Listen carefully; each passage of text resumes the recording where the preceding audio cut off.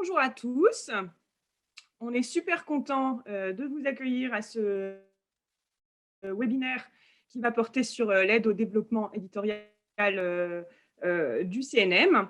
La CSDM est très fière d'organiser ce webinaire. La CSDM qui est une organisation professionnelle au service des éditeurs de variétés, et qui est représentative auprès du ministère du Travail, qui a de nombreux dossiers, dont celui du CNM, qui est aussi passionnant que prenant. Ce bel établissement public qui est né il n'y a pas longtemps et que l'on a accompagné dans toutes ces étapes et où on est vraiment ravis aujourd'hui d'en voir la concrétisation et la montée en puissance. Je vais très vite évidemment passer la parole, mais très rapidement aussi présenter les panélistes avant de les laisser parler. Je vais quand même commencer par Juliette Metz, qui est la présidente de la CSDEM et qui est éditrice à Encore Merci. Je présente également Alex Zordan et Romain Lalex, qui nous ont fait le plaisir de venir au titre du CNM, puisque Romain en est le directeur général délégué et Alex Zordan est chargé des questions d'édition au sein de l'établissement. Et enfin, Fabrice Martinez et Philippe Zavrieff, éminents éditeurs eux-mêmes et très connaisseurs de ce dossier puisqu'ils ils occupaient la commission qui gérait cette aide du temps où elle était gérée par le FCM, pour ceux qui connaissent, le Fonds pour la création musicale. Donc voilà, on va parler de cette aide qui est la première disponible par le biais du CNM à destination des éditeurs. Et je passe tout de suite la parole à Romain pour compléter ma Merci présentation. beaucoup, Sophie. Bonjour à toutes, bonjour à tous.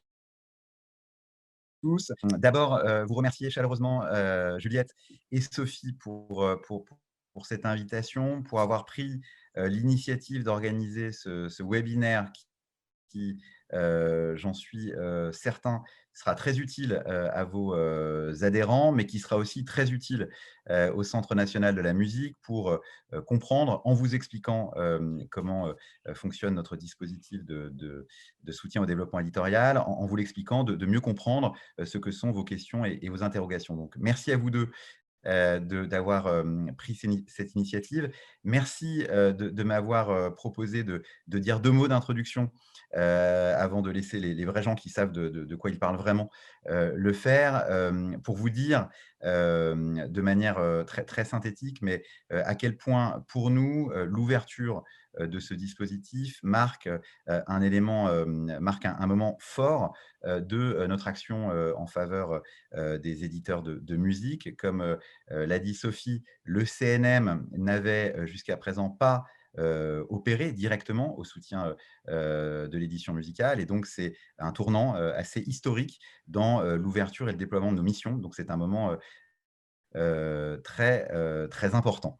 Et donc je voulais bien sûr, marquer, ce moment en vous disant, aussi quelques mots, de la situation de l'établissement, qui est, votre établissement, comme il est l'établissement de tous les professionnels, de la musique et des variétés. Et puis vous dire aussi quelques mots de la place, qu'occupe, l'édition musicale au sein de nos missions et de nos actions.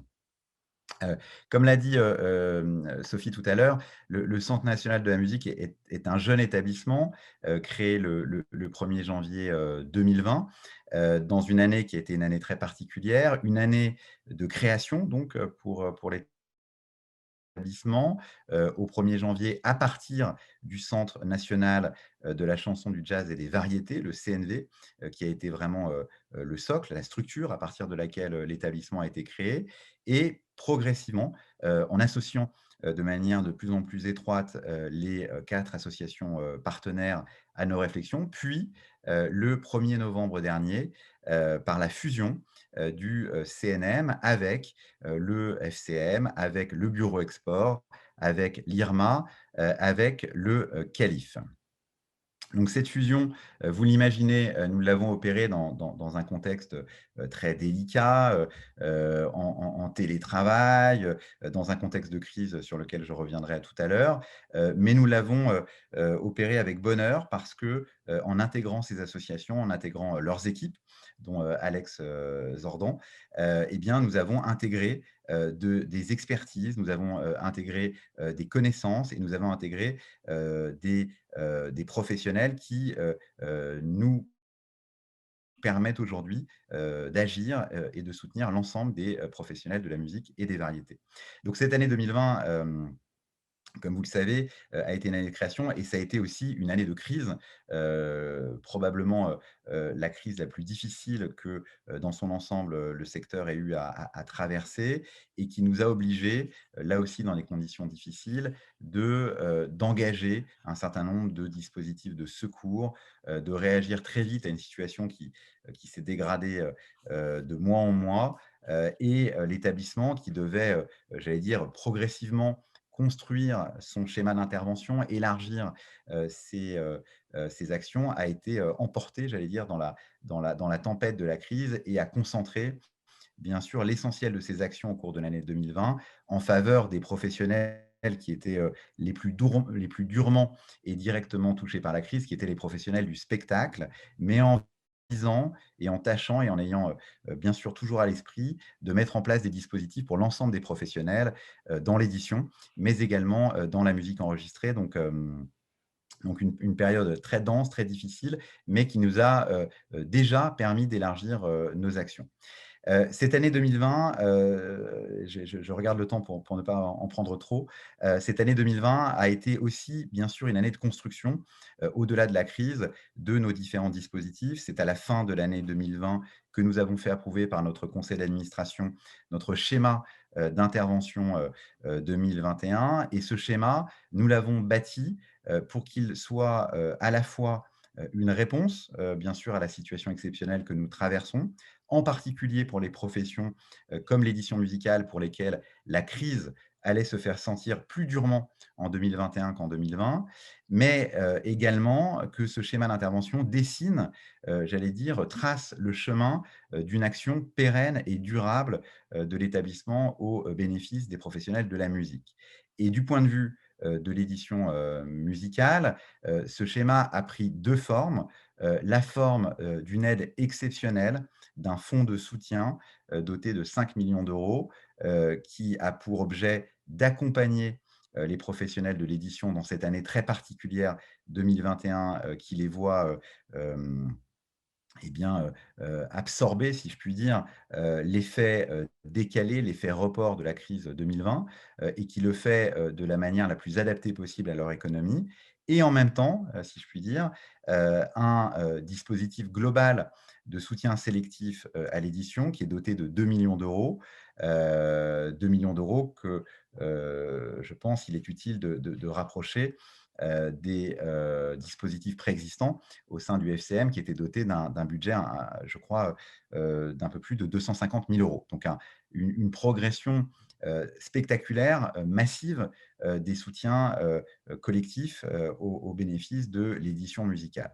Et je tiens à dire que ce travail, et pour moi c'était très important de le dire en introduction, pour mettre, Juliette et Sophie, très à l'aise par rapport à ça. Ce travail, nous l'avons mené, dans une relation très étroite avec la chambre syndicale, qui a fourni, un boulot considérable de modélisation, de documentation, qui a été, systématiquement force de proposition, systématiquement dans le dialogue, dans la pédagogie et je dois dire que, quand on se penche un peu, quand on revient en arrière et qu'on voit le peu de temps dont nous avons disposé pour travailler ces différents, programmes d'aide. Jamais, nous n'y serions parvenus, si nous n'avions pas eu la qualité, si nous n'avions pas eu la qualité de ce travail et la qualité de cette relation. Donc, voilà, je voulais, devant vous toutes et vous tous, vraiment saluer l'engagement de Juliette, saluer l'engagement de Sophie et de la CSDEM.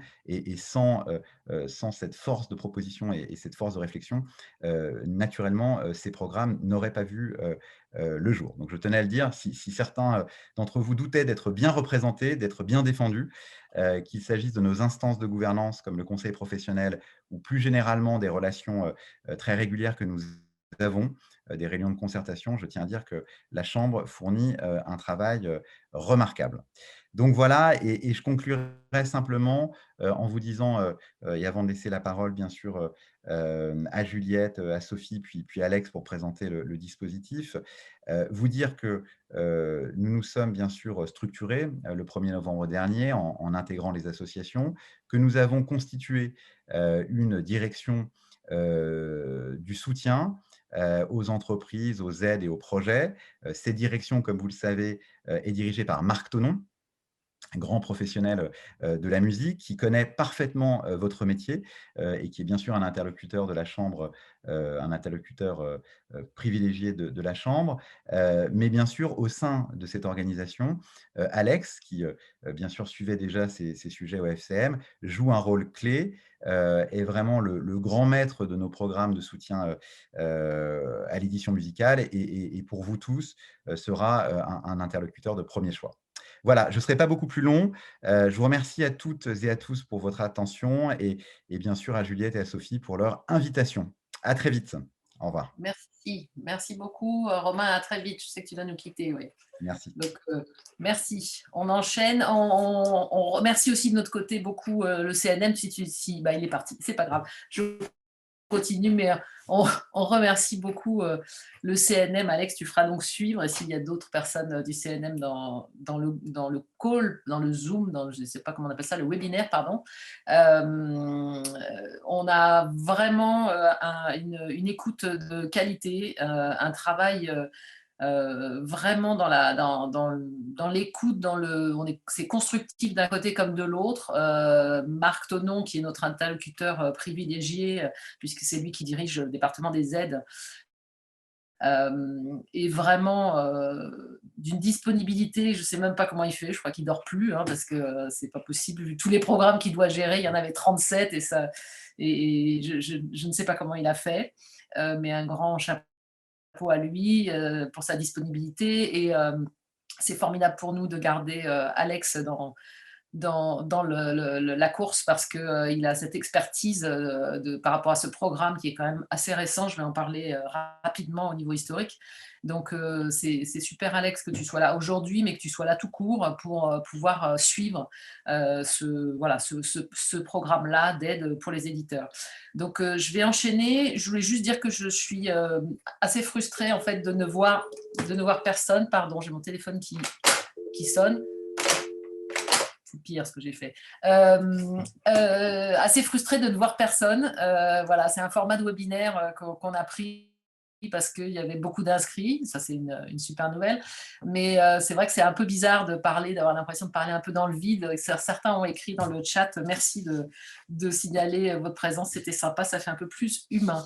Donc, pour reprendre un petit peu, comme l'a dit Romain, en fait, donc ce programme est issu du programme du même nom qui existait au FCM depuis 2015, donc c'est assez récent.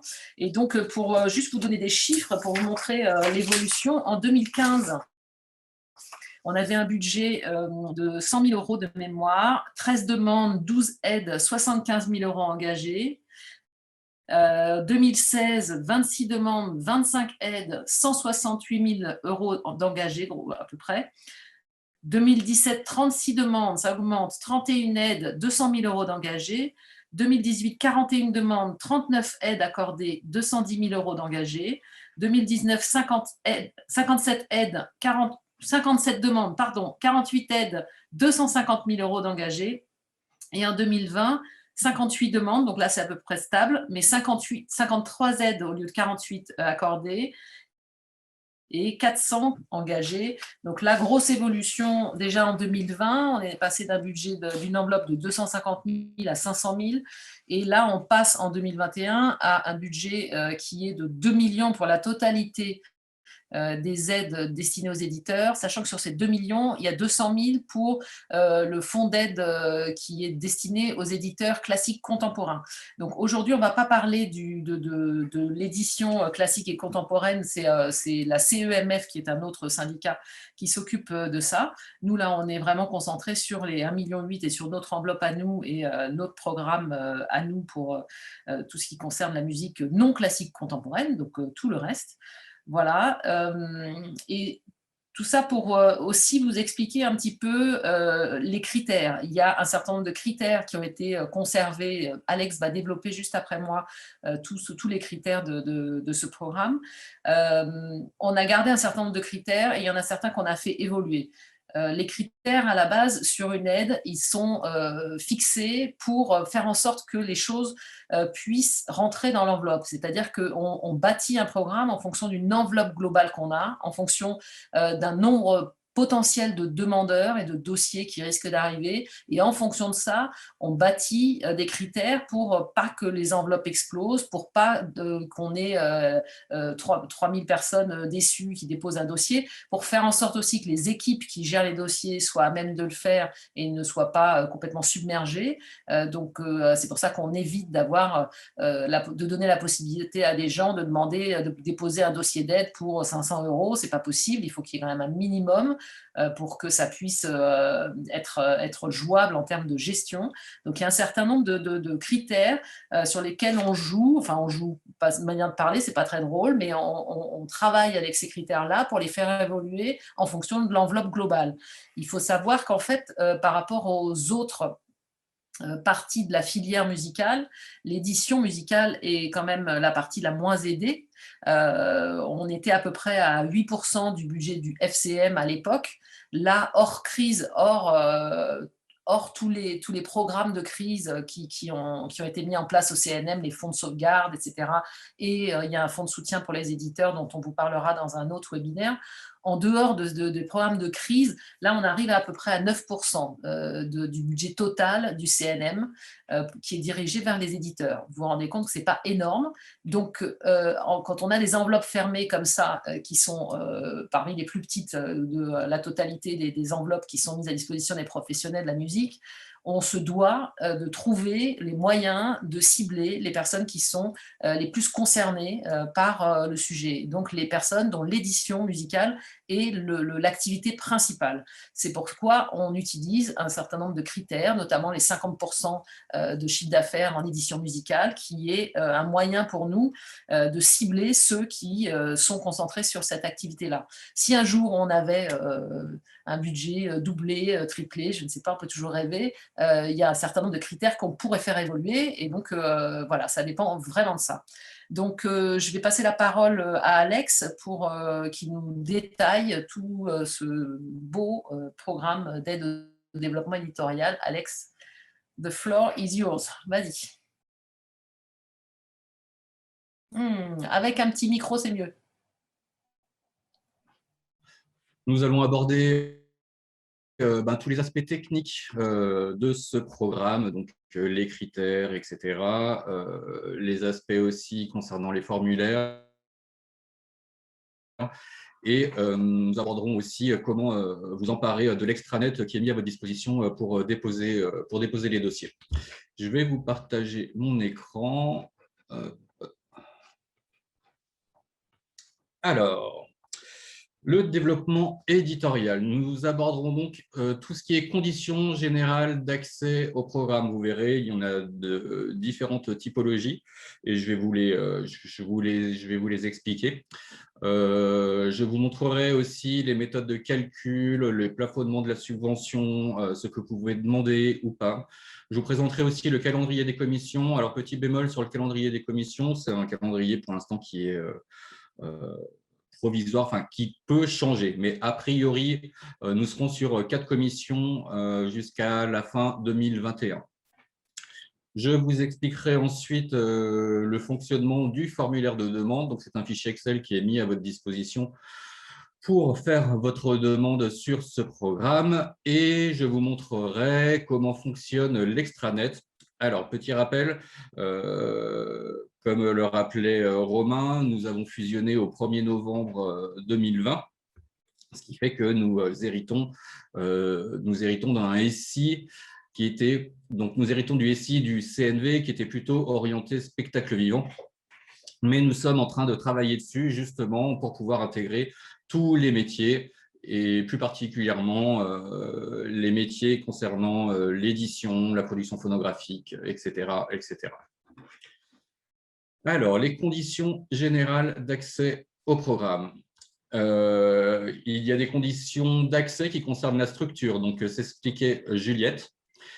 Il faut un minimum de chiffre d'affaires, soit alors, sur les 12 derniers mois, 4 000 € et 10 000 € sur les 3 derniers exercices. Mais en plus, et ce qu'on entend par droit d'auteur, on entend droit d'auteur, droit SACEM, CEAM, droit direct en provenance de l'étranger, synchronisation, droit graphique, etc., dont l'éditeur et dont les œuvres sont éditées par l'éditeur. On parle bien d'œuvres originales. À ce critère est couplé justement un autre critère sur le chiffre d'affaires. Ce programme est un programme développement éditorial, donc à destination directe des éditeurs. Il faut donc que vous, en tant qu'éditeur, en tant que structure, vous puissiez montrer que votre chiffre d'affaires vient majoritairement de l'activité d'édition. Les critères après concernant le projet. Toutes les demandes se font dans le cadre d'un pacte de préférence en cours de validité au moment du passage en commission. Donc ça, c'est les 3 principaux critères qu'il faut absolument respecter. Ce ne sont pas des critères d'appréciation, ce sont des critères d'éligibilité. Si vous ne remplissez pas ces critères, vous ne passerez pas à la porte de la commission. Donc c'est vraiment très important de bien regarder ça au niveau de votre structure si vous remplissez ces critères et si vous êtes dans une démarche de signature de pacte de préférence. Concernant le calcul et le plafonnement de la subvention, donc en fait, il y a 2 choses. Il y a des méthodes de calcul concernant votre projet et ce que vous pouvez demander par an. Vous n'êtes pas limité en nombre de dossiers par an. Vous pouvez en déposer autant que vous voulez. Par contre, vous ne pourrez déposer que 2 dossiers par an sur un même projet. Par exemple, vous venez nous solliciter en début d'année sur un auteur-compositeur. Et en fin d'année, il y a besoin encore d'un coup de pouce parce qu'il s'est passé des événements, parce que l'éditeur a besoin d'investir à ce moment-là. Vous pouvez donc venir nous solliciter 2 fois dans l'année sur un même projet. Mais il n'y a pas de limite en nombre de dossiers par an. Par contre, vous êtes limité sur un volume euro par an. Vous pouvez cumuler jusqu'à 125 000 € d'aide cumulée par an et par structure unique. Donc ça, c'est très important aussi. Auparavant, au FCM, nous étions limités à 3 dossiers par an. Donc ça, c'est une grande avancée aussi au niveau du programme. Et aussi, au FCM, nous pouvions intervenir uniquement sur le premier et le deuxième pacte de préférence. Et là, ce critère a été déverrouillé. Nous pouvons donc intervenir sur tous les pactes de préférence à partir du moment où ce pacte de préférence est en cours de validité au moment du passage en commission. Concernant le projet, les dépenses éligibles, nous interviendrons sur des investissements réalisés. Donc, vous nous présenterez les investissements réalisés, mais des investissements réalisés dans la limite des 24 derniers mois à compter de la date de passage, de la date de commission. Et nous intervenons aussi sur des investissements prévisionnels. Vous avez des besoins, vous prévoyez de tourner des clips, vous avez des besoins en pré-prod, vous avez des besoins pour continuer à développer la carrière de votre auteur-compositeur, vous pouvez faire apparaître des investissements prévisionnels. La méthode de calcul. Nous intervenons sur 30% du cadre subventionnable et vous pouvez demander 25 000 € maximum par projet. Ce qu'on entend par cadre subventionnable, je suis un peu caché, c'est nous prenons la somme des investissements réalisés plus des investissements prévisionnels auxquels nous appliquons un coefficient multiplicateur de 2,5. Nous avons créé ce cadre subventionnable parce que le travail d'éditeur, c'est avant tout un travail de temps humain, d'investissement, d'accompagnement. Et du coup, nous voulions pouvoir intervenir justement sur ce temps qui n'est pas pris en compte généralement dans les dossiers de subvention et qui est très particulier et qui est propre vraiment au métier d'éditeur. Les dépenses éligibles. Ce qu'on entend par dépenses éligibles, donc là, je vais rentrer un peu plus dans le sujet. Donc, nous, ce qu'on veut voir dans vos dossiers, c'est des dépenses liées à votre activité d'éditeur, principalement. Mais, par contre, vous ne pourrez pas nous faire apparaître des dépenses communes à d'autres programmes du CNM. C'est-à-dire, si en tant qu'éditeur, vous venez nous solliciter sur le programme Musique en images, vous ne pourrez pas nous faire réapparaître les charges du clip qui a été déposé, sur lequel vous avez été soutenu sur le programme Musique en images, et nous les faire réapparaître dans le développement éditorial. Des dépenses communes à d'autres organismes. Comme vous le savez, il y a aussi un programme développement éditorial à la SACEM. Du coup, en fait, dès le début, nous n'avons pas voulu flécher délibérément des dépenses. Nous avons voulu laisser ça libre et que ce soit à l'appréciation des membres de commission de voir si ces dépenses étaient cohérentes ou rentraient dans le cadre de l'activité d'éditeur. Et c'était aussi pour être en complémentarité avec la SACEM qui, pour elle, normalement, elle, a des dépenses qui sont très, très fléchées. Et enfin, des budgets ou des dossiers portant intégralement sur des projets couverts par d'autres programmes existants au CNM. C'est-à-dire, vous, en tant qu'éditeur, à un moment, vous vous substituez au métier au producteur phonographique parce que vous ne l'avez pas encore trouvé. Il y a des programmes pour ça. Il y a des programmes, vous pouvez venir nous solliciter sur les programmes phonographiques. Et pareil sur la musique en images. Vous pouvez venir nous solliciter sur la musique en images. Au niveau du calendrier des commissions, donc on est sur 4 commissions. La première date limite de dépôt sera le 13 avril avec une date de commission le 11 mai. Grosso modo, comme vous le voyez, par rapport aux dates limites de dépôt, il se passe un mois entre la date limite de dépôt et la date de passage en commission, tout simplement pour que nous ayons le temps de travailler vos dossiers et de les présenter en commission. Le formulaire de demande, donc ça c'est le formulaire qui vous est mis à disposition pour déposer votre demande. Je vais vous expliquer comment il fonctionne. Vous avez un certain nombre d'onglets. Donc, les onglets en bleu sont des onglets d'informations qui ne sont pas modifiés, où on vous met à disposition un tuto extranet, on vous met différentes ressources, des liens vers différents organismes, voilà, on vous met à disposition une espèce de bibliothèque de liens qui nous semblent pertinents dans le cadre de votre activité. Nous reprenons aussi tout ce qui est critères d'éligibilité. Donc, attention, relisez bien les critères d'éligibilité. Si vous avez un doute sur un critère d'éligibilité, n'hésitez pas à nous contacter. S'il y a un doute, généralement, c'est qu'il y a un problème et que ça ne rentre pas forcément dans les clous. Donc, n'hésitez pas à nous contacter si vous avez un doute d'interprétation sur le programme. On vous met aussi à disposition une petite notice et enfin une synthèse qui sera générée à partir des autres onglets que vous aurez renseignés. Donc, les onglets en bleu ne sont pas modifiables. Et les onglets en jaune, eux, par contre, sont modifiables.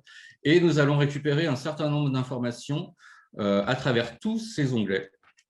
Et ces onglets viendront s'incrémenter les uns dans les autres au fur et à mesure que vous remplirez votre dossier. Je ne vais pas passer sur je ne vais pas m'étendre sur tout ce qui est onglet, ressources, ce n'est pas très intéressant. Je pense qu'on va plutôt s'attarder justement sur le contenu. Donc, vous avez un premier onglet qui est formulaire sur lequel il faudra… pardon. Hop.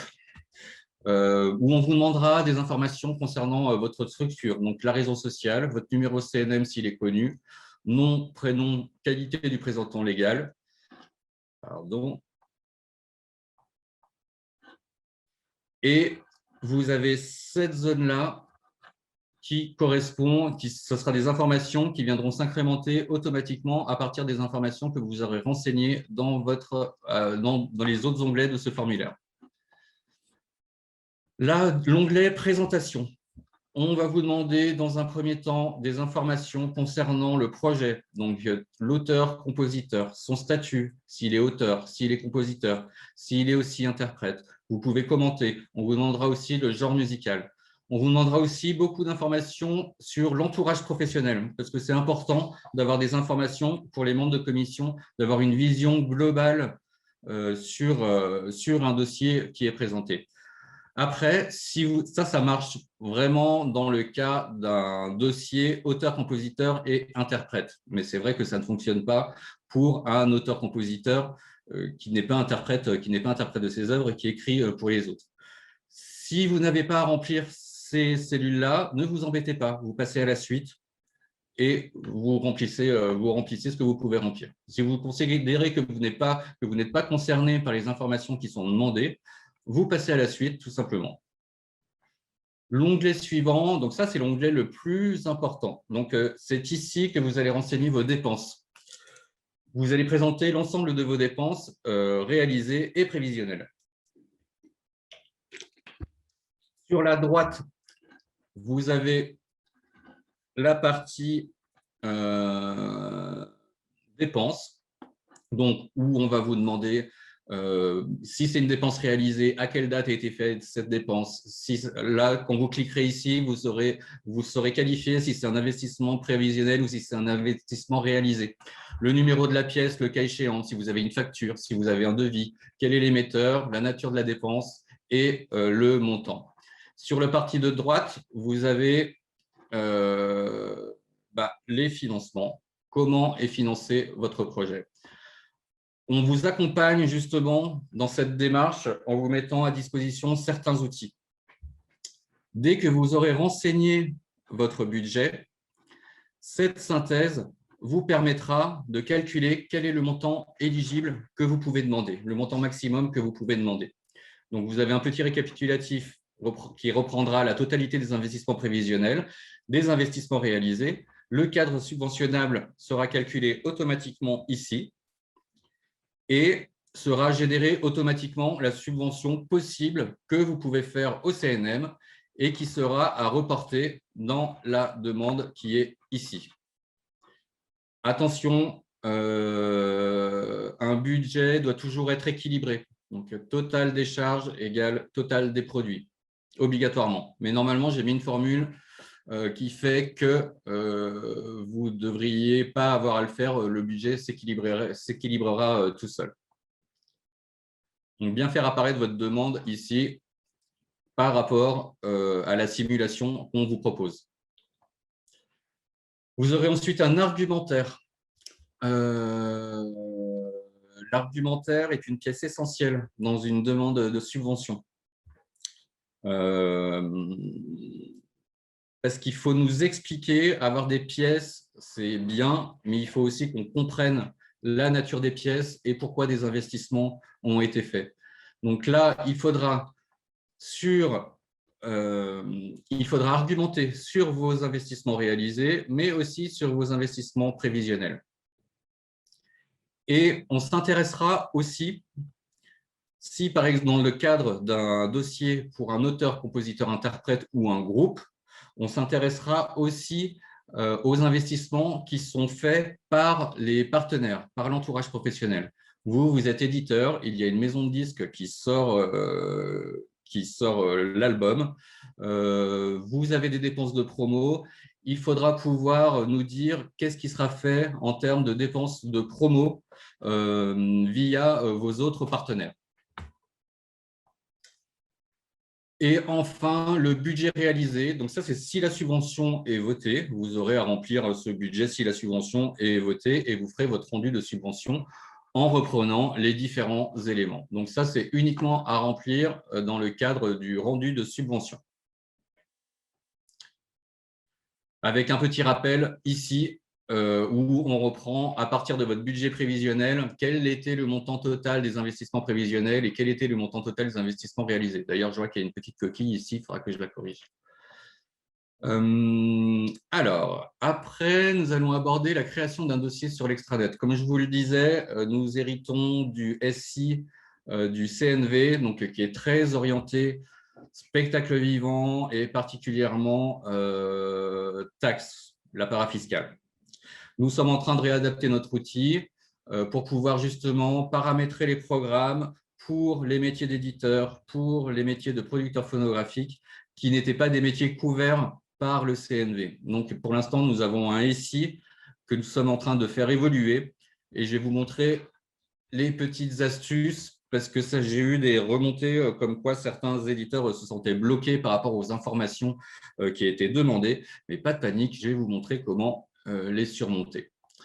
Quand vous arriverez sur votre espace, vous aurez un espèce de tableau de bord. Il y a des choses dont il ne faudra pas tenir compte. Toutes ces choses-là, vous ne saurez pas, parce que ça concerne le droit de tirage sur le spectacle vivant, ça concerne les représentations déclarées, etc. Donc ça, vous ne vous en occupez pas, ça ne vous concernera pas. Il faudra vous focaliser uniquement sur ce bouton « Demander une aide ».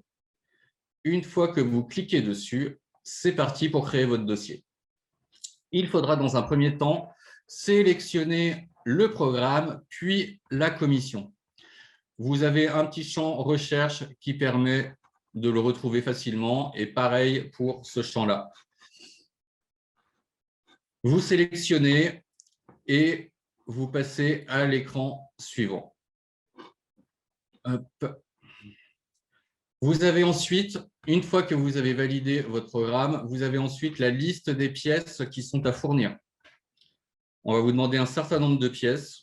Alors, elles sont toutes obligatoires, mais si vous n'êtes pas concerné par une pièce, il suffit de téléverser un document qui indique « Je ne suis pas concerné par ce document parce que… » Voilà. Donc, une petite présentation du programme, la liste des pièces à fournir et enfin, il faudra sélectionner votre date de commission. Vous pouvez sélectionner n'importe quelle date de commission. Si vous pensez que votre dossier, qu'il est plus pertinent de faire passer votre dossier au mois de juillet, vous pouvez programmer votre dossier en juillet. Mais à tout moment, à partir du moment où vous n'avez pas raté la date limite de dépôt, vous pouvez changer de commission.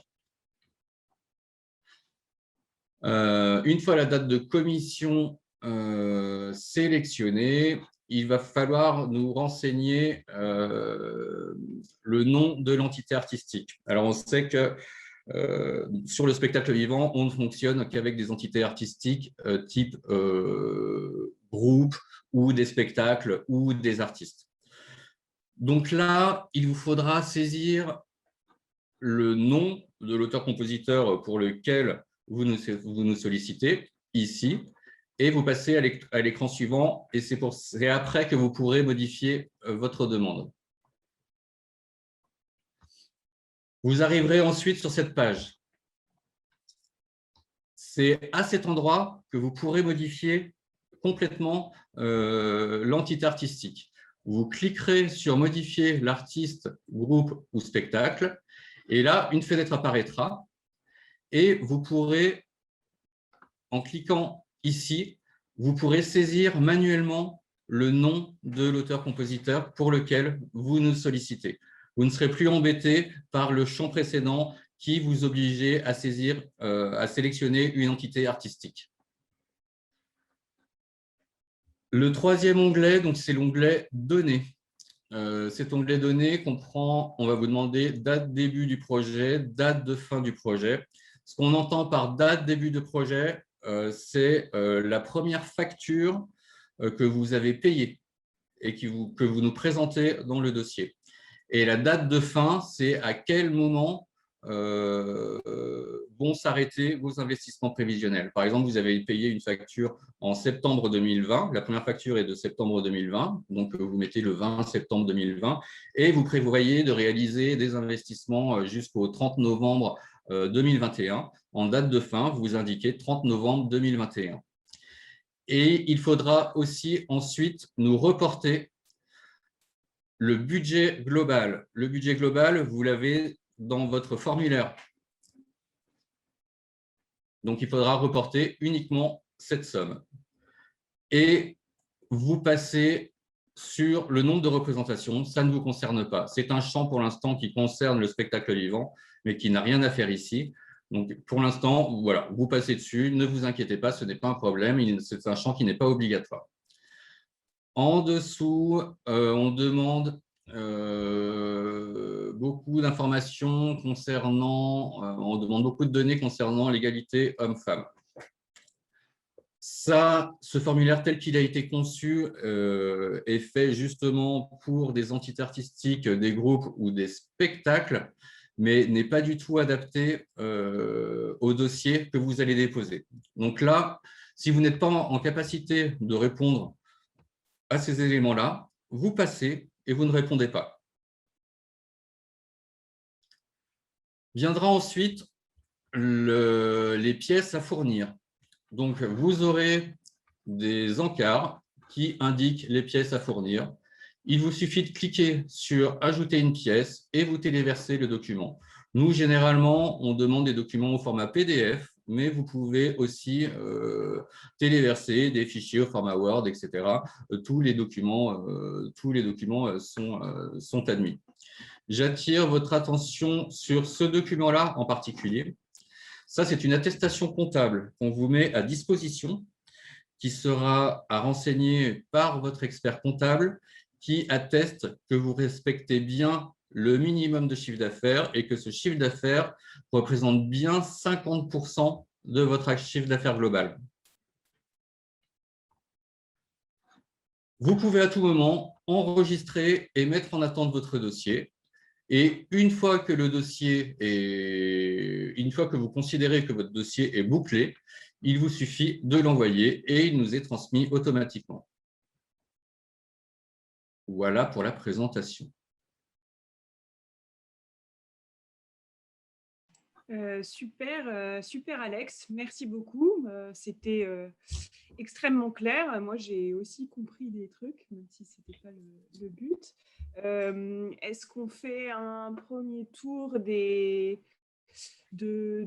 questions avant de repasser la parole aux spécialistes aussi des dossiers? Je pense que ça peut être d'une pierre deux coups. Alors, est-ce que le montant de l'aide demandée est à indiquer dans les apports? Première question. Non, le montant, en fait, vous avez vos apports et le montant de l'aide, vous verrez dans le formulaire, c'est des cellules qui sont jaunes. C'est dans cette cellule-là qu'il faut reporter le montant qui vous sera suggéré dans l'outil de simulation qu'on vous a mis à disposition.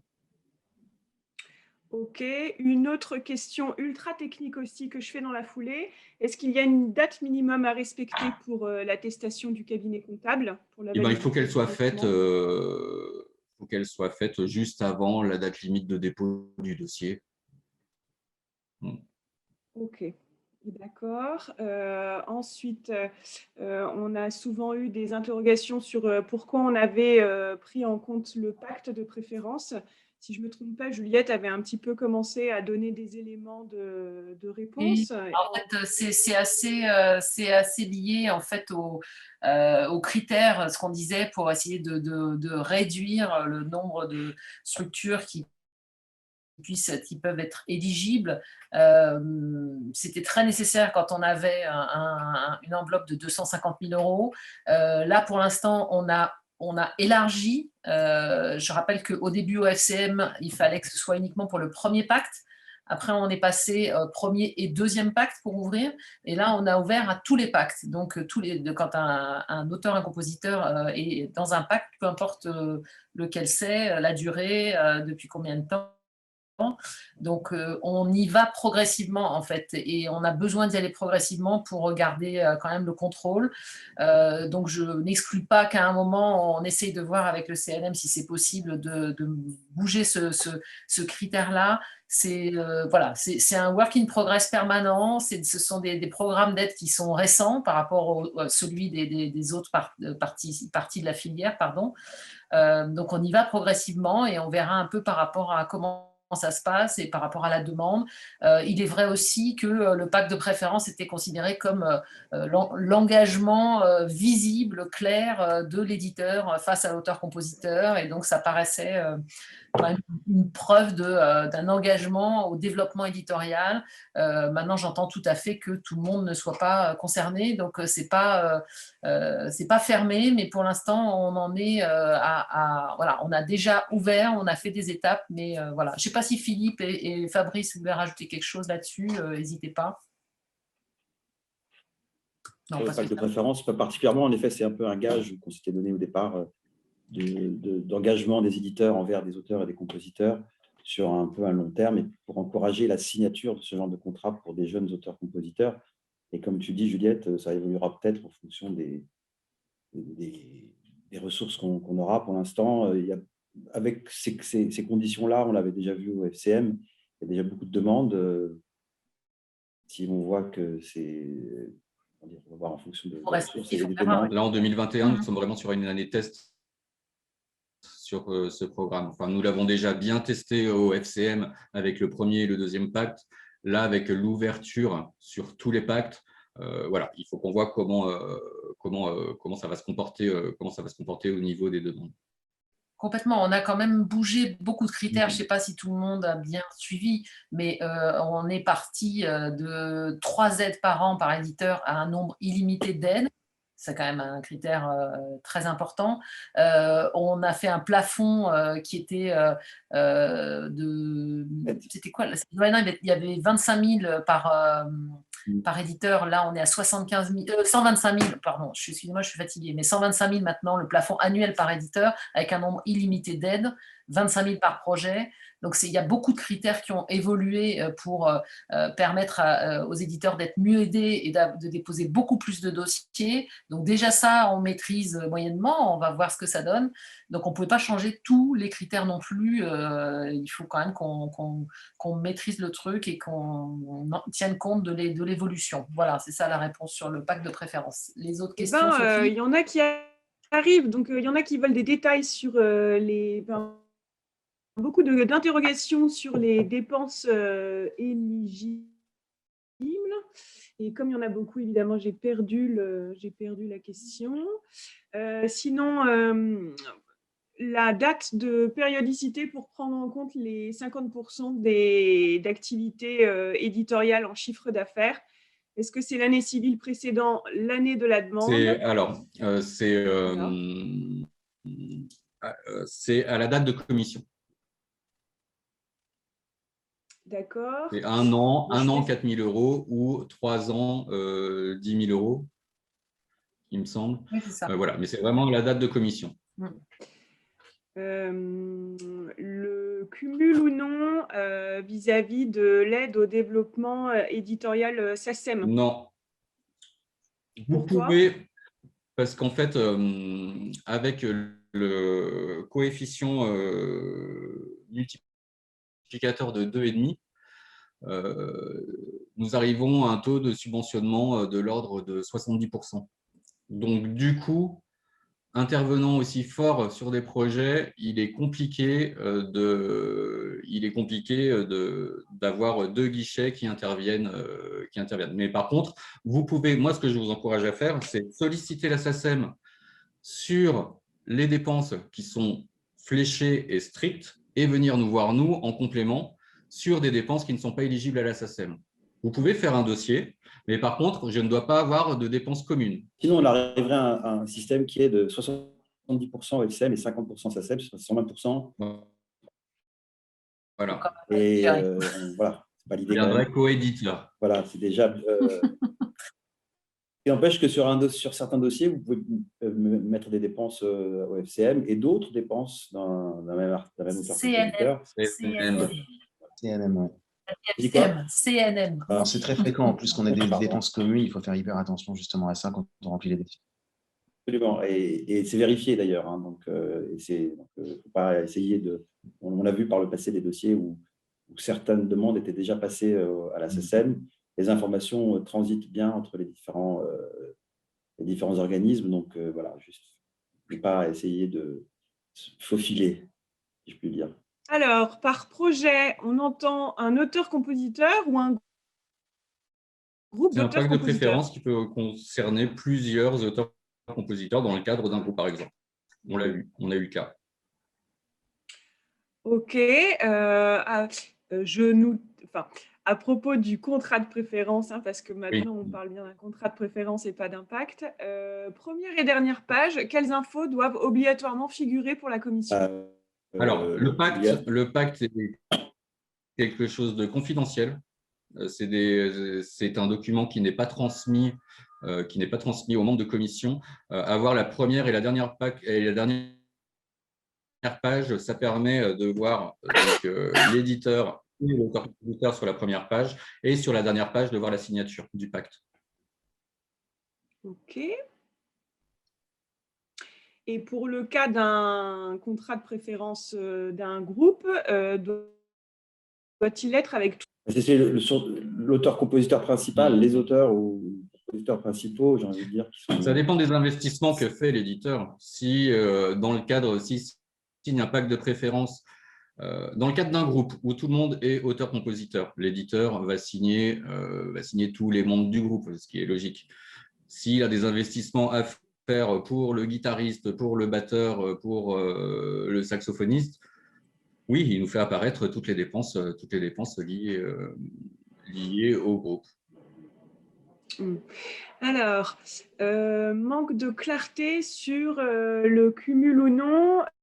Est-ce qu'aucune facture ne doit être absolument commune avec les demandes d'aide envoyées par la SACEM, ou y a-t-il une tolérance? Je ne dois pas avoir de dépenses communes. Si vous avez obtenu, par exemple, à la SACEM, vous avez déposé un dossier et dans ce dossier, il y a 2 000 € de pré-production.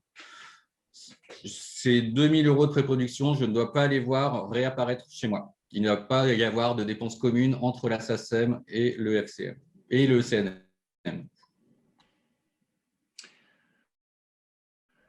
Ok. Si les dossiers déposés ne sont pas complets ou pas corrects, est-ce qu'il est possible d'y revenir avant les dates de commission? On a pour principe, on reçoit un dossier qui est monté maladroitement, où il y a plein d'erreurs, d'incohérences. On ne laisse pas le dossier comme ça. Systématiquement dans vos demandes, et systématiquement, on vous appellera et on vous expliquera qu'est-ce qui cloche et comment on peut réajuster les choses pour que votre dossier soit le mieux présenté. Ok. Il ne me semble pas avoir loupé de questions, mais j'invite les participants à me ressonner si j'en ai raté une ou deux. Attends, Sophie, doit-on indiquer le montant de l'aide que l'on souhaite demander dans les apports? Non, ce n'est pas dans les apports. On a déjà répondu. Ouais. Alors, pardon, alors je l'ai raté. Okay. C'est que je l'ai un peu reformulé, je crois. Ah, voilà, d'accord. Ah oui. L'aide phonographique éditeur, tu as évoqué ça, oui, Alex? en tant qu'éditeur, alors, vous avez le programme développement éditorial qui est vraiment destiné aux éditeurs, mais les éditeurs peuvent aussi venir nous solliciter sur les programmes s'ils font de la production phonographique ou de la production de clips. Ils peuvent venir nous solliciter sur les programmes musique en images et les programmes phonographiques. Également à la question que je vois en tant qu'éditeur, nous aidons des projets, blablabla, c'est voire devenir producteur d'albums. Donc en fait, ça répond également à cette question. Lorsqu'on est le producteur, on ne demande pas une subvention en qualité d'éditeur. Combien de dossiers peut-on déposer en commission? Autant que vous voulez. Un montant maximum de 75 000 € demandés, c'est ça? Vous pourrez l'euro. 125 000, pardon. 125 000, mais vous pouvez déposer autant de dossiers que vous voulez.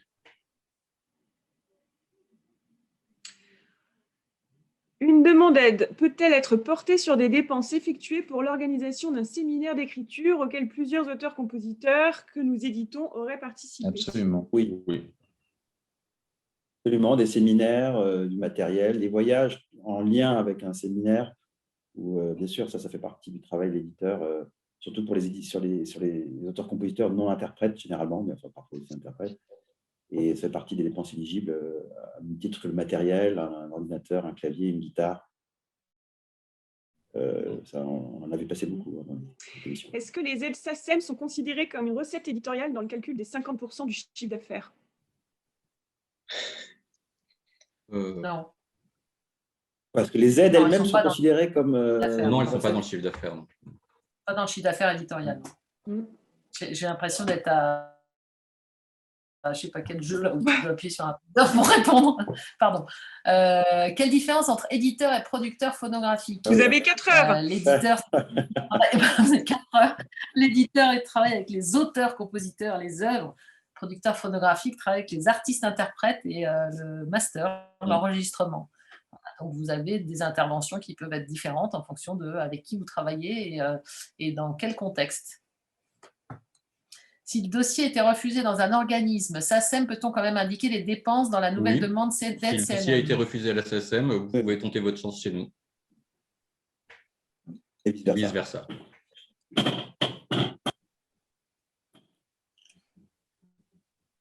Ok. Qu'est-ce qu'il nous reste? Je n'ai pas compris si les auteurs-compositeurs non interprètes peuvent être concernés. Oui, bien sûr. Absolument, absolument. Dans une aide pour les éditeurs de musique, il faudrait même, non? Oui, absolument. À partir du moment où la méthode de contractualisation est un contrat de préférence, oui, tout à fait. D'ailleurs, c'est par rapport au formulaire dont parlait Alex, c'est un effet qui est un petit peu orienté scène pour l'instant, mais qui va changer. Il ne faut pas être bloqué par le fait qu'on demande justement actualité discographique ou scénique. Ça, c'est des choses… Si vous avez un auteur-compositeur qui écrit pour les autres et qui n'a pas vocation à être un artiste lui-même, il a tout à fait sa place au CNM. Et voilà, il suffit de zapper ces étapes. Voilà. Et par contre, vous me faites bien figurer ça dans votre argumentaire. Je rappelle, c'est hyper important. L'argumentaire, au-delà de votre budget, c'est la pièce maîtresse de votre dossier.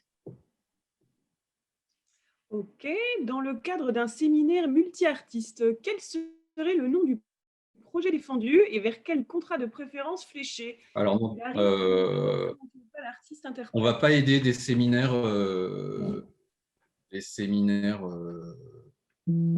globaux. On va aider des séminaires autour de votre auteur-compositeur. Oui. En effet, c'est un auteur-compositeur. Le dossier, il n'est pas au nom d'un séminaire, il est au nom d'un pacte de préférence. Voilà. Et c'est des dépenses liées à cet auteur-compositeur-là, c'est-à-dire un billet d'avion, de train, etc., le gîte, tout ce que vous faites, et qui sera pris en charge, mais ce n'est pas l'ensemble du séminaire s'il y a d'autres éditeurs. Après, chacun peut demander aussi… C'est-à-dire que tout ça, ça fait partie d'un dossier que vous faites pour un pacte, pour un projet. Je ne comprends pas la question d'après. Quid du cas d'un éditeur qui engage toutes les dépenses phono, clip promo dans le cadre d'un premier projet d'un artiste en développement et qui est en train de démarcher des partenaires sur ce même projet, label, tourneur, etc. Ben ça, on a… Ouais. Alex? Alors, on a eu le cas, et c'est souvent le cas, le métier d'éditeur a beaucoup changé. Il arrive que l'éditeur se substitue au producteur phonographique parce qu'il y a un besoin et que le producteur phonographique n'est pas encore là. Donc, moi, ce que je vous conseille de faire, si vous êtes éligible sur les programmes d'aide phonographique, vous venez nous solliciter sur les programmes phono. Et si vous n'êtes pas éligible sur ces programmes-là, parce que vous n'avez, voilà, pour différentes choses, en effet, vous pouvez venir nous solliciter sur le programme, mais il faudra bien argumenter pourquoi vous faites, dans le cadre de votre métier d'éditeur, vous faites de la production phonographique. Une petite précision, Alex, je pense que quand tu dis vous pouvez nous solliciter sur l'aide phonographique, c'est au CNM, c'est plus du au tout CNM. Oui. C'est plus dans le dispositif éditeur sur lequel on est centré là. C'est Ouais. le dispositif producteur. D'ailleurs, Et vas-y Philippe, vas-y. Pardon. Non, juste en complément, ce qui nous arrivait assez souvent, c'est de voir des éditeurs qui, en effet, participent, mettent un peu d'argent sur le clip, sur la promo, etc. Et on prend la moitié, parfois on prend jusqu'à la moitié des dépenses si on estime que c'est vrai, c'est un éditeur à avancer ça et pas plus que la moitié, parce qu'après, les sources de revenus, production, édition et les guichets sont différents. Et mettez pas Il y a autant de cas que de montage. C'est-à-dire qu'il y a des cas où il y a un label où on peut considérer qu'il n'est pas du ressort de l'éditeur de financer 100% des investissements du label. Mais après, il y a le cas où un éditeur investit sur le début de la carrière d'un auteur-compositeur où c'est très différent.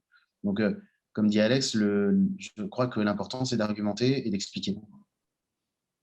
Et ce qui est intéressant, donc là, sur le programme éditeur, vous avez droit à un volume d'aide annuel de 125 000 €. C'est dommage si vous êtes producteur d'un clip, voilà, vous en tant qu'éditeur, vous accompagnez un groupe en produisant un clip parce que le producteur phono en a produit un autre.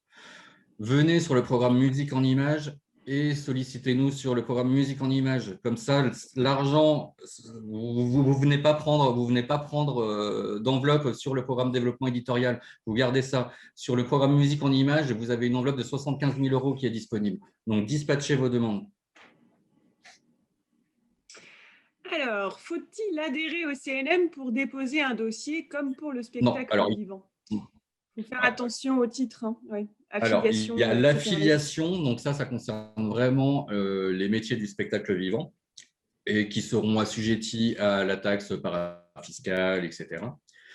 Mais vous, en tant que producteur, en tant qu'éditeur ou producteur, et ça marche aussi pour les producteurs, vous pouvez vous inscrire sur le site du CNM.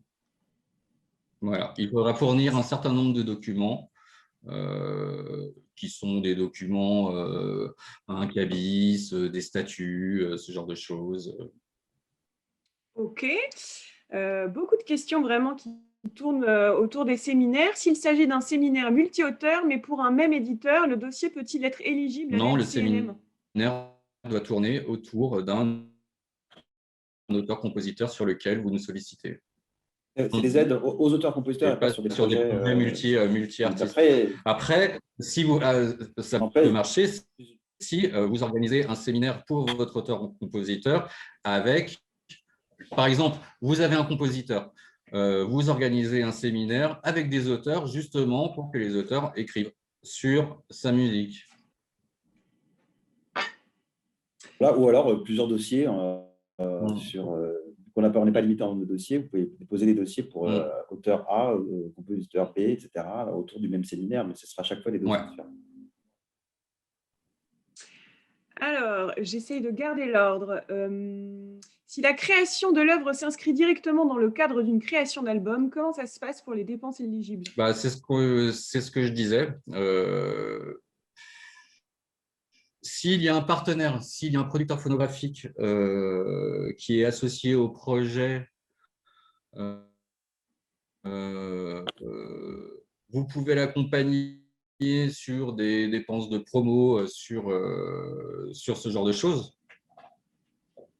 Non plus, je n'ai pas compris la question. Je suis pas... La création de l'œuvre s'inscrit directement dans le cadre d'une création d'album. Pas confondre enregistrement d'un disque avec écriture des chansons. L'éditeur, à la base, il est plus sur la création de ça. Après, il peut aider. Hein. Mais si on parle de production d'album, moi non plus, je bien la question. Il faut peut-être préciser un peu la question. Spécieuse. N'hésitez pas à repréciser. Pas mal de questions sur les suites de l'aide phono-éditeur, donc j'en dis plusieurs. La sollicitation aide phono peut-elle être remise en cause dans le cas d'un deal obtenu avec un label? Première question.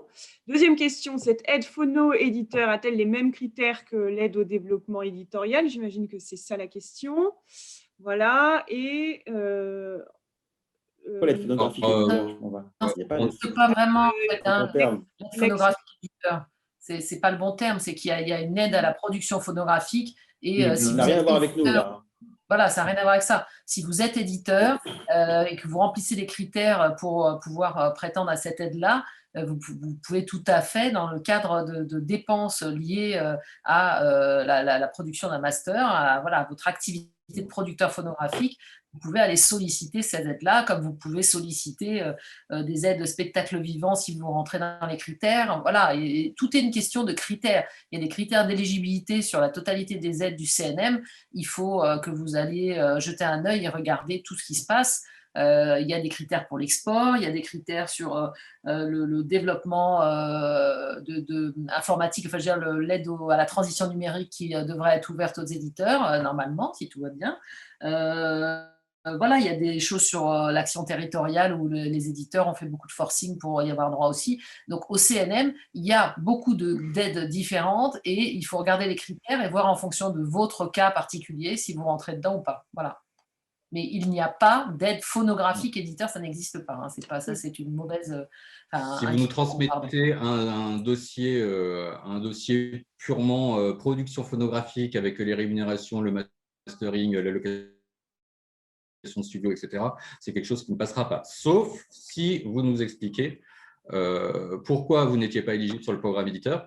Alors, ça peut être une date limite de dépôt ratée, ça peut être plein de choses. Mais voilà, vraiment, sauf cas exceptionnel, je ne dois pas avoir un budget production phonographique. Pour finir sur cette aide, est-ce qu'elle est cumulable avec la SPPF? Ce n'est pas vraiment l'objet de la non, non. Comment ça? Si, pas cumulable. Je ne comprends pas trop moi la question encore là. Ben, moi non plus, mais c'est est-ce qu'on peut toucher cette aide CNM et en plus la cumuler avec l'aide SPPF? Bah, théoriquement non, puisque ça n'a rien à voir. L'aide SPPF, elle est pour un producteur. La production, ouais. Donc, que ce soit sur le même artiste, probablement, mais c'est le producteur qui va solliciter de la SPPF et l'éditeur qui va solliciter le CNM. Alors, les aides au développement éditorial sont-elles ouvertes aux éditeurs dits de musique classique? À partir du moment où il y a un pacte de préférence, oui. Et ce serait une autre commission. La musique classique a un autre budget aussi.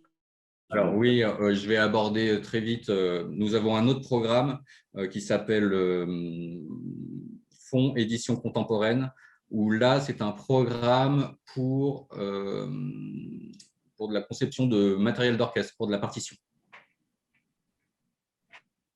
La question, là, tu l'as sur la… Si un poste de dépense qu'on ne prend qu'en partie en charge, si la somme totale est d'abord réglée par le label et qu'il nous refacture une partie de la somme, quelle pièce doit-on fournir? Uniquement la facture du label? Alex? C'est bien d'avoir la facture du label et aussi c'est bien… alors, je n'ai pas le droit d'exiger cette pièce, mais c'est bien aussi d'avoir le détail des dépenses du label. Ok.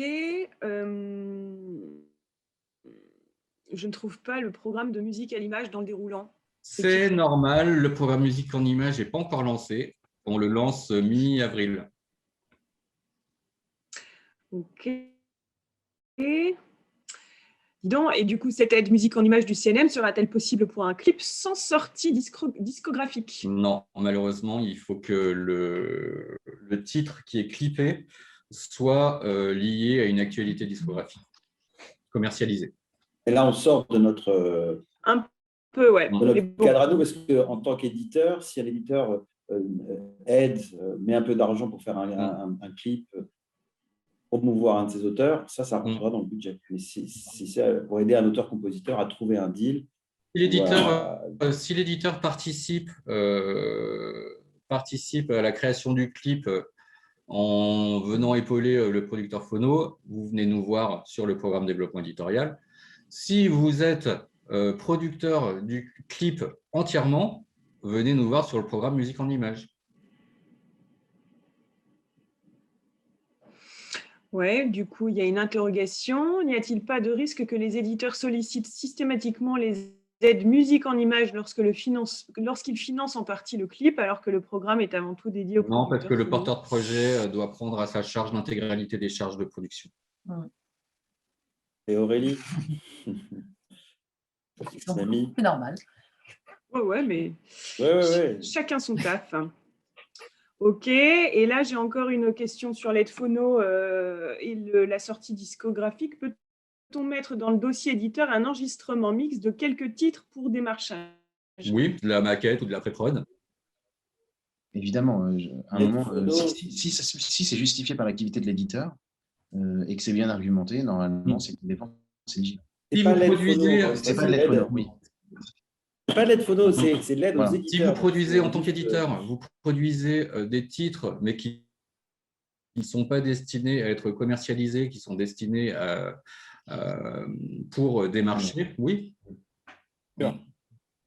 l'éditeur paye de plus en plus des maquettes ou des enregistrements et ça fait partie du travail éditorial. Ce qui est important, c'est la commercialisation.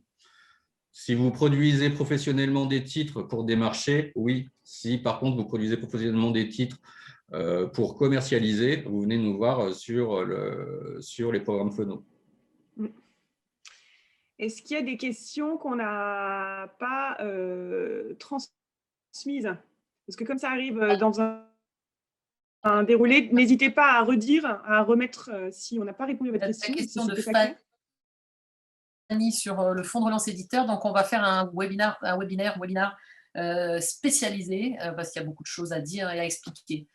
Voilà, mais on a beaucoup travaillé avec les équipes du CNM, Marc, Tonon, entre autres, parce que c'était très, très complexe. Donc on compte d'ailleurs sur lui pour participer à ce webinaire. On espère. Et voilà, donc la date, alors je n'ai plus les dates en tête, je crois que c'est le mai, non? Enfin, il sera sur le site du CNM le 14 avril et oui, il y aura une commission un petit mois après. Là, je ne l'ai plus en tête. Je vais vous dire ça, je suis en train de regarder. Oui. Enfin, 14 avril. Note 14 avril pour aller sur le site du CNM. La deadline pour déposer les dossiers, ce sera le 21 mai. Voilà, et la commission, c'est le 21 juin, c'est ça? Et la commission, c'est le 21 juin, ouais. C'est ça. Et il y aura normalement une deuxième session en novembre. Ok. On n'a absolument pas communiqué encore sur ce fonds. Vous n'avez loupé aucune information. Hein, donc, évidemment, on refera le même processus avec un webinaire ouvert à tous parce que ce sujet concerne tout le monde, en partenariat avec le CNM. Enfin voilà, dites-vous que ce sera plutôt de deuxième quinzaine d'avril, maximum début mai, pour laisser du temps aux uns et aux autres de remplir leur dossier. J'ai eu un bug qui ne m'a pas permis d'entendre la réponse éventuelle. Nous avons des compositeurs de musique de film sous contrat de préférence. Quelles peuvent être les dépenses? Alors ça, c'est vraiment pas... Je ne sais pas, du matériel. De préférence, ça marche, hein, parce que la réponse première, elle est là. Oui, et puis ensuite, le type de dépenses, ce sont les dépenses qui sont liées à la pratique du métier d'éditeur. Donc, on retrouve comme dépenses récurrentes, c'est généralement du matériel, c'est des sessions d'écriture, c'est aussi de la formation, c'est du tour support, c'est voilà, ce genre de choses. De la promo, du stylisme. Ok. Je crois qu'il y a plus de questions, j'ai l'impression. Tour support, c'est quoi? C'est l'éditeur qui aide le producteur de spectacle, alors soit en numéraire, en disant je vais t'aider sur la tournée parce que la tournée est déficitaire, du coup je vais mettre 3 000 € sur la table pour pouvoir mieux payer les artistes ou voilà pour écluser un peu le trou de la tournée, soit en industrie, c'est-à-dire l'éditeur va payer les affiches, une attachée de presse, ce genre de choses. Voilà. Je ne sais pas s'il y a encore d'autres questions. Moi, ce que je voulais dire, c'était allez-y, déposez plein de dossiers. Voilà, on a bataillé très fort, très dur pour obtenir que l'enveloppe soit agrandie. On a été écouté, agrandie quand même par rapport à 2019. Hein, donc, c'est vraiment pas rien. Donc, on compte vraiment sur vous pour vous emparer de ce programme. Pour ceux qui n'étaient pas déjà habitués, je sais que dans la liste, il y en a déjà un certain nombre qui venez régulièrement solliciter le FCM. Donc là, maintenant, c'est côté CNM. On compte vraiment sur vous pour vous emparer de cette aide et qu'elle vous aide au quotidien, surtout dans cette période qui est très compliquée. Donc voilà, allez-y, déposez des dossiers. S'il y a des questions, envoyez vos questions. Ne restez pas bloqués dans votre coin avec vos interrogations. On est à votre disposition, Alex aussi, par l'adresse édition@cnm.fr. Oui, c'est surtout Alex. Enfin, on ne se décharge pas de nos responsabilités, mais enfin, N'hésitez pas, sur on est là pour vous accompagner pendant, avant, après vos demandes. Si entre le moment où vous avez déposé votre dossier sur vous avez été aidé sur certaines dépenses et finalement ça ne s'est pas passé comme prévu, mais vous avez eu d'autres dépenses, appelez-nous. Voilà. L'idée, c'est au-delà que de distribuer des enveloppes de subventions, c'est aussi vous accompagner dans toutes vos démarches. Et juste, je rappelle que la commission est faite d'éditeurs et d'auteurs et de compositeurs, enfin, des gens un peu variés, des gens divers et variés, auteurs-compositeurs, oui, de divers organismes. Et enfin, les dossiers sont étudiés avec beaucoup de bienveillance. Parfois, il y a des maladresses qui sont faites, on les voit. Parfois, ce n'est pas des maladresses, on les voit aussi. Mais comment dire, l'idée, c'est juste, voilà, n'hésitez pas. Et surtout, ne pas perdre de vue ces deux critères qui sont importants. Le minimum de chiffre d'affaires couplé aux 50%. Voilà, mais bon, profitez vraiment. Il n'y a pas de liste de dépenses fléchées, donc c'est très ouvert. Donc voilà, profitez-en et on espère que vous travaillerez sur plein de beaux projets pour. Appelez-nous si vous avez un doute sur des dépenses. Voilà. On a aidé des trucs, on a aidé des choses. Je me souviens d'un éditeur qui venait de signer un pacte de préférence d'un auteur-compositeur. Cet auteur-compositeur avait 45 disques durs dans un état lamentable, pas organisé. Et bon, on l'a aidé là-dessus, justement, à réorganiser, à récupérer les données, etc. Donc voilà, tout. Et puis, vous l'avez bien compris, on est vraiment là et on travaille tous pour que ça se passe bien pour tout le monde, tant côté CNM qui a besoin que ces enveloppes et que ce programme soit fonctionnel, que côté éditeur où on a besoin de faire que vous utilisiez ce programme et que ça puisse vous aider. Vous avez parlé de 70% de subventionnables alors que les règles plafonnent à 30%. En fait, quelqu'un rappelle? Avec en fait, le coefficient multiplicateur de 2,5, vous allez nous présenter vos dépenses. Ces dépenses, on les multiplie par 2,5 et on calcule 30% de ces dépenses fois 2,5. Ce qui fait que indirectement, ça fait 70%. Ça fait 70%. Il est noté sur le tableau Excel il y a un expliquant tuto la avec les démarche 2,5, il y a un truc. Tableau, vous verrez un moment qu'il y a bien marqué qu'il y a un coefficient pris en compte. Et de toute façon, on vous a mis une formule à disposition pour justement voir quel montant possible, maximum, vous pouvez demander. Après, c'est vraiment pour expliquer ce fonctionnement-là qui est particulier à l'édition musicale et sur lequel on a beaucoup bataillé. Ce coefficient correspond à ce qu'on appelle le temps homme. C'est-à-dire qu'on a pu démontrer que par rapport aux autres métiers, au niveau des éditions, il y avait moins de dépenses directes, mais plus de dépenses externes et plus de dépenses internes avec les équipes. Et donc, tout ce temps homme. C'est pour ça qu'on prend, si vous faites une demande en disant j'ai 10 000 € de dépenses, on va multiplier par 2,5, donc on va partir sur un cadre subventionnable de 25 000 €. Et sur ces 25 000 €, le CNM va vous accorder jusqu'à 30%, c'est-à-dire 7 500. Donc en fait, ça veut dire que sur 10 000 € de dépensés, vous aurez une aide de 7 500. Donc, il y a vraiment ce côté, on valorise tout le travail qui est fait par les éditeurs en interne avec leurs équipes qui sont quand même assez importantes vu la taille des structures. Et voilà, ça, c'est vraiment un combat que la CSDM mène pour aider. Donc, voilà, dans vos calculs, vous verrez que c'est quand même très intéressant et c'est pour ça qu'il y a ce truc de 70%, 30%, mais c'est expliqué dans le document. Et c'était aussi pour simplifier les démarches, on ne voulait pas que vous ayez à sortir des notes de taxi, des notes de restaurant, des notes de train parce que vous avez fait des déplacements avec votre auteur sur un salon, etc. Voilà, c'était pour vous éviter aussi tout ce travail qui est chronophage, de sortir les notes de frais. Voilà. Alors justement, c'est ce que tu dis juste, et ça pour ce que je termine là-dessus, c'est qu'on ne peut Voilà. pas rajouter des dépenses Par contre, oui.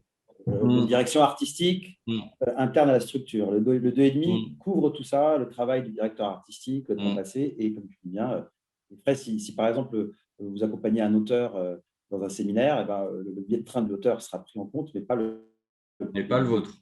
Du directeur artistique qui l'accompagne. Mais bon, ça c'est un détail. Bon, bah voilà, 15h50, on a à peu près tenu notre timing. Merci à tous d'avoir suivi avec intérêt et de nous avoir tout inutile qu'on y consacre du temps. Quand vous nous confirmez que qu'on fait va dans le bon sens, on est comblé et on ne demande que ça. Merci infiniment aux intervenants. Donc, merci à Alex qui a représenté le CNM et donc merci au CNM dans son ensemble pour ce travail effectué. Merci Fabrice et Philippe infiniment pour vos précisions et vos conseils précieux. Merci Juliette à toi d'être là tel un roc. Si vous saviez à quel point elle mériterait une statue pour tout ce qu'elle pousse pour la cause des éditeurs dans leur ensemble. Voilà. Quoi rajouter de plus? Je vous rappelle qu'on refera la même chose avec le fonds de soutien. En fait, on n'hésitera pas à parler à chaque fois qu'on pense qu'il y a matière à et que ça peut être important pour vous. N'hésitez pas, comme d'habitude aussi, à nous dire ce dont vous avez besoin ou si vous pensez que ce serait opportun de faire ça. N'oubliez pas que la CSDM est un petit syndicat avec de petits moyens, mais avec beaucoup d'huile de coude. Donc, encore une fois, on fera tout ce qu'on pourra pour faciliter votre quotidien. Quoi rajouter de plus à part vous souhaiter une bonne fin de journée, qu'on compte sur vous pour déposer des dossiers et qu'on se revoit très vite pour continuer le sujet des aides. Ouais. Voilà. À très bientôt. Merci à tous. Merci beaucoup. À très bientôt. Au revoir. Merci à tous.